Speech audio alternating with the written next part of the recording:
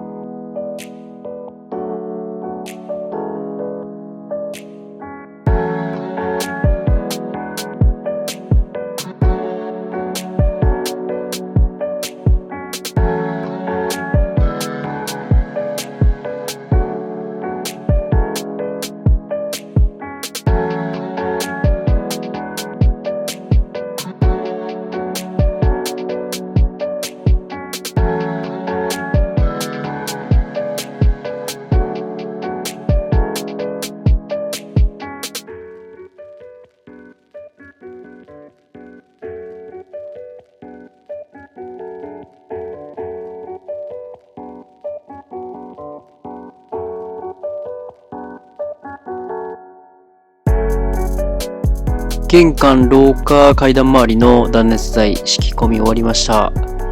綺麗にできたと思うんですけど、ここがね、結構スパンが広くて1メーター近くあったんで、断熱材の敷き方を変えて、微妙な隙間ができてしまったんですけど、そこはもう適当に埋めましたね。とりあえず、この後は防湿シート引いて完成になりますね。でこちらは物が置けるようにベニヤ板戻しました。でコンセントの穴は隠しコンセントになってます。これはうまくいきましたね。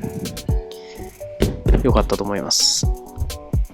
洗面、浴室、トイレ周りですね。もう完成しました。今日はこの辺りで終わりたいと思います。ご視聴ありがとうございました。この動画が良ければグッドボタンとチャンネル登録お願いします。ありがとうございました。